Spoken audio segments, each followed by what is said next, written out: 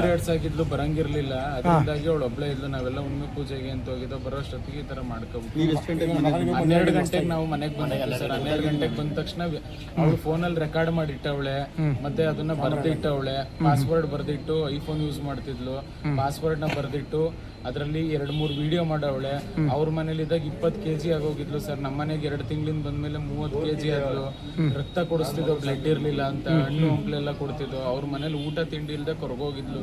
ಏನಪ್ಪ ಅಂದ್ರೆ ನಮ್ಮ ಹತ್ರ ವಿಚಾರ ಹೇಳ್ಕತಿರ್ಲಿಲ್ಲ. ನಾನು ಮಾಡಿರೋ ತಪ್ಪು ಕೆಲಸ ಮಾಡ್ಕೊಬಿಟ್ಟಿದ್ದೀನಿ, ಲವ್ ಮ್ಯಾರೇಜ್ ಆಗಿ. ಇವ್ನು ಒಳ್ಳೆ ಹುಡುಗ ಅಲ್ಲ, ಇನ್ ಇವ್ರಿಗೆಲ್ಲ ಹೇಳಿ ಟೆನ್ಷನ್ ಕೊಡಬಾರ್ದು ಅಂತ. ದುಡ್ಡೊಂದು ಒಂದು ಸಮಸ್ಯೆಗೆನೆ ಈ ತರ ಆಗಿತ್ತು. ಕೊಡ್ತೀವಿ ಅಂತಾನು ಒಪ್ಕೊಂಡಿದ್ದೆ ಸರ್, ಇಲ್ಲ ಅಂತಂದಿಲ್ಲ.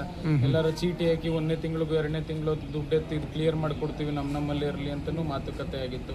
ಬೇರೆ ವಿಚಾರ ಈಗ ಒಂದು 15 ದಿವಸದಿಂದ ಮಾತುಕತೆ ಆಗಿತ್ತು. ಮಾತುಕತೆ ಆದಾಗ ಅವ್ರು ಹೇಳಿತ್ತಿಷ್ಟೇ, ಬರಂಗಿದ್ರೆ ದುಡ್ಡು ತಗೋಬಾ. ನಾನ್ ಬರ್ಬೇಕಾದ್ರೆ ನಮ್ಮತ್ತೆ ಮನೆಗೆ 150 ಗ್ರಾಮ್ ಚಿನ್ನ ತಂದಿದ್ದೀನಿ, ನೀನ್ ಬರ್ಬೇಕು ಅಂದ್ರೆ 10 ಲಕ್ಷ ದುಡ್ಡು 100 ಗ್ರಾಮ್ ಚಿನ್ನ ತಗೊಂಡ್ ಬರಂಗಿದ್ರು ಬಾ, ಇಲ್ಲಾಂದ್ರೆ ಇಲ್ಲೇ ಸಾಯಿ.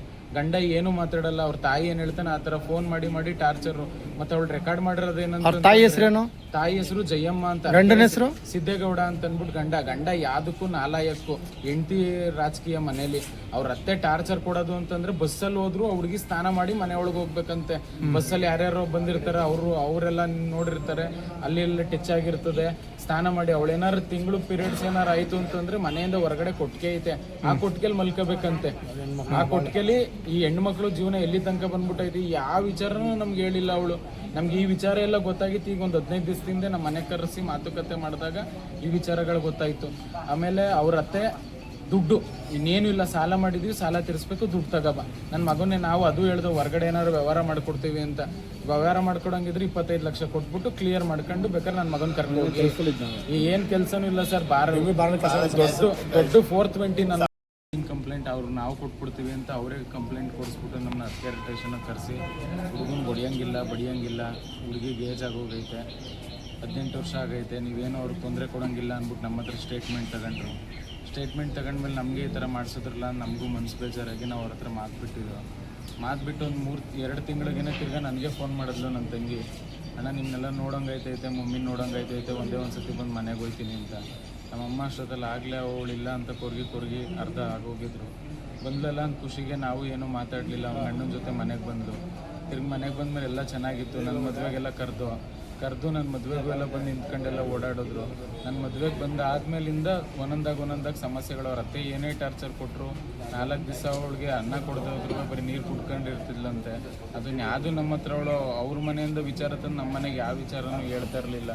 ಲವ್ ಮಾಡ್ಬಿಟ್ಟಿದ್ದೀನಿ, ತಪ್ಪಾಗಿ ಹೋಗೈತೆ ಅನ್ಕೋತಿದ್ಲು. ಸ್ಟೇಷನಲ್ಲೂ ಗಲಾಟೆ ಇತ್ತು. ಅವ್ರ ಅತ್ತೆ ಬರೀ ಸಾಲ ಮಾಡ್ಕೊಂಡವ್ರೆ, ಸಾಲ ತೀರಿಸ್ಕೊಡಿ, ದುಡ್ಡು ಕೊಡಿ, ಇಲ್ಲಾಂದ್ರೆ ಚಿನ್ನ ಕೊಡಿ, ಇದು 3 ಬಿಟ್ರೆ ಇನ್ನೇನು ಕೇಳ್ತಾ ಇರಲಿಲ್ಲ. ಚೆನ್ನಾಗಿ ನೋಡ್ಕೊತೀನಿ ಅಂತ ಒಂದು ದಿವಸನೂ ಅವ್ರ ಬಾಯಲ್ಲಿ ಮಾತು ಬಂದಿಲ್ಲ.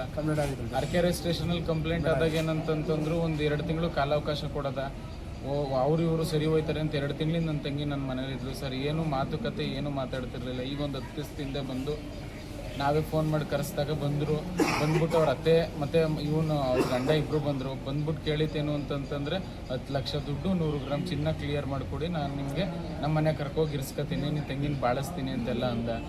ಅದಕ್ಕೆ ನಾವೇ ಈಗ ಒಂದು ಸ್ವಲ್ಪ ಕಷ್ಟದಲ್ಲಿದ್ದೀವಿ, 2 ತಿಂಗಳು ಟೈಮ್ ಬೇಕು ಅಂದು. ಲಾಸ್ಟಲ್ಲಿ ಮಾತಾಡ್ಬೇಕಾದ್ರೆ ಅವ್ರ ಅತ್ತೆ ಸೊತ್ತರೆ ಸಾಯಿ, ಇಲ್ಲ ಅಂದರೆ ದುಡ್ಡು ತಗೊಂಡು ಬಾ, ಇಷ್ಟೇ ಮಾತು ಹೇಳಿತ್ತವ್ರು. ಆ ಮಾತು ಅವಳು ಮನ್ಸಿಗೆ ನಾಟಕತ್ತು. ನೆನ್ನೆ ಬೇರೆ 10-15 ಸತಿ ಫೋನ್ ಮಾಡೋಳೆ, ನೀನು ನೋಡಬೇಕು, ಲಾಸ್ಟ್ ಒಂದು ಸತಿ ಬಾ ಅಂತ.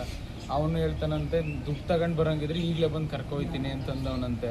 ನಾವು ಯಾರು ಮನೇಲಿದ್ದರ ಟೈಮಲ್ಲಿ ನ್ಯಾಣಕ್ಕೆ ಬಿಟ್ರಳೆ ಸರ್. ಬೆಳಗಿನ ಜಾವ ಅವ್ರ ಅತ್ತೆಗೆ ಬರೀ ದುಡ್ಡು ಗಾಳಿ. ಸೆಕೆಂಡ್ ಇಯರ್ PUC ಓದ್ಬೇಕಾದ್ರೆ ಅವ್ನು ಇನ್ನೊಂದು ಹುಡುಗಿನ ಲವ್ ಮಾಡ್ತಿದ್ದ. ಆ ಹುಡುಗಿ ಮುಖಾಂತರ ಇವಳು ನನ್ನ ತಂಗಿ ಪರಿಚಯ ಆಗ್ಬಿಟ್ಟಿದ್ದ. ನೋಡ್ತಿದ್ರಲ್ಲ, ಆಗ ನೋಡೋದಾಗ ಗೊತ್ತಾಗುತ್ತಲ್ಲ ಎಂತ ಮನೆಯವರು ಏನು ಅಂತ. ಇವನು ಅದರಿಂದಾಗಿ ಇವಳನ್ನ ಈ ತರ ಇದ್ ಮಾಡಿದಾನೆ ಸರ್, ಇಷ್ಟಪಟ್ಟು ಮೋಸ ಮಾಡಿ. ಲಾಸ್ಟ್ ಅವಳು ಹೇಳಿರೋದೇನು ಅಂತಂತಂದ್ರೆ, ನಾನು ಸಾವಿಗೆ ನ್ಯಾಯ ಸಿಗ್ಬೇಕು ಅಂತಂದ್ರೆ ನಿಮ್ಗೆ ಹೇಳ್ದೆ ಮಾಡ್ಕೊತಾ ಇದೀನಿ, ತಪ್ಪಾಯ್ತು, ನಂದು ಇನ್ಸ್ಟಾಗ್ರಾಮ್ ಐಡಿಯಿಂದ ಮಿಸ್ಯೂಸ್ ಮಾಡ್ಕೊಂಡವನೆ, ಫೇಸ್ಬುಕ್ ಐಡಿಯಿಂದ ಮಿಸ್ಯೂಸ್ ಮಾಡ್ಕೊಂಡವನೆ, ಅದರಿಂದ ಬೇರೆಯವ್ರಿಗೆ ಕಳಿಸಿ ಏನೇನೋ ಬ್ಯಾಡ್ ತರ ಆಗೈತೆ. ಅವ್ಳಿಗೆ ಹೇಳ್ಕೊಳಕ್ ಆಯ್ತಲ್ಲ ಸರ್ ನಮ್ಮ ಹತ್ರ. ಹುಡುಗಿ ಹೆಸರು ಅವಳ ಹೆಸರು ಶಾರದಾ ಅಂತ ಹೇಳಿ. 2 ತಿಂಗಳಾಯ್ತು ಸರ್ ಅವ್ರ ಮನೆಯಿಂದ ಬಂದು. ಶಶಾಂಕ್ ಅಂತ ಗಂಡ, ಅನ್ಲಾಯಕ್ ನನ್ ಮಗ ಅವನು.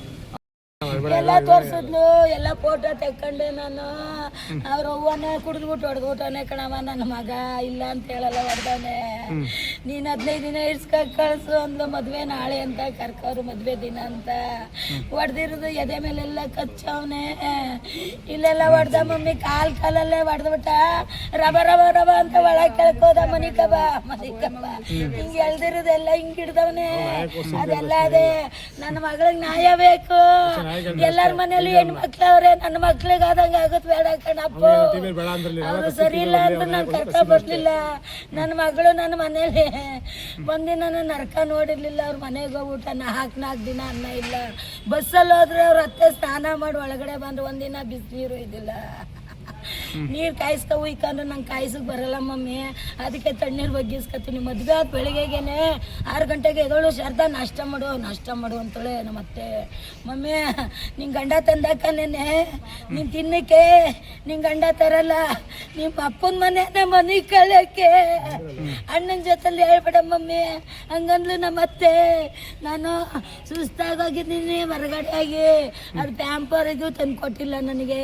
ಅವನು ಬೆಳಿಗ್ಗೆ ಹೋದ್ರೆ ನಾಳೆ ಬೆಳಿಗ್ಗೆ ಬರ್ತಾನೆ, ನಿನ್ನಿಂದ ಅಂತಾಳೆ. ನನ್ನ ಜೊತೆಲಿ ಏನೂ ಮಾತಾಡಲ್ಲ ನನ್ನ ಗಂಡ.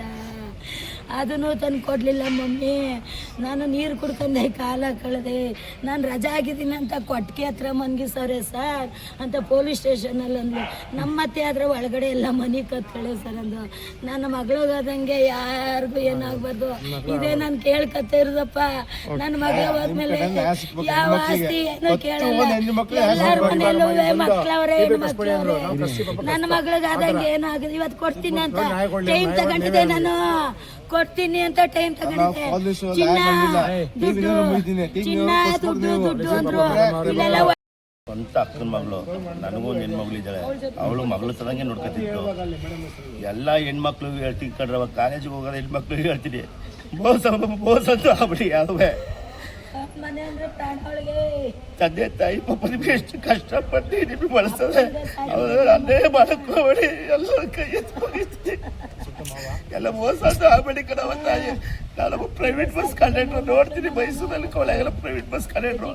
ಡೈಲಿ ಕಾಲೇಜಲ್ಲಿ ನೋಡ್ತೀನಿ ಹುಡುಗ ಜಜ್ಜದಲ್ಲಿ ಕೂತ್ಕೊಂಡು ಹೋಗ್ತೀನಿ. ಯಾಕ್ರವ ಅವೆಲ್ಲ ಬೇಡ ಬಿಟ್ಬಿಟ್ರವ ತಾಯಿ, ಬಿಟ್ಬಿಡಿ ಅವೆಲ್ಲ ಬಿಟ್ಬಿಡಿ. ತಂದೆ ತಾಯಿ ಮಾತು ಕೇಳ್ತೀನಿ, ಅವೆಲ್ಲ ಬಿಟ್ಬಿಡಿ ಬೇಡವ. ನಮ್ಮ ಅಕ್ಕನ ಮಗಳು ತಂದು ನೋಡ್ಕೊತೀವಿ ನೋಡಿ, ಅವೆಲ್ಲ ಬಿಟ್ಬಿಟ್ರವ ತಾಯಿ. ಇಡೀ ಕರ್ನಾಟಕ ಹೆಣ್ಮಕ್ಳಿಗೆಲ್ಲ ಕಾಲೇಜ್ ಹುಡುಗಿಗೆಲ್ಲ ಹೇಳ್ತಾ ಇದ್ದೀನಿ ತಾಯಿ, ಇವೆಲ್ಲ ಬಿಟ್ಬಿಟ್ರವ ತಾಯಿ, ಎಲ್ಲ ಬಿಟ್ಬಿಡಿ ಬೇಡ. ತಂದೆ ತಾಯಿ ಮಾತು ಕೇಳ್ತೀನಿ ಬಿಡಿ.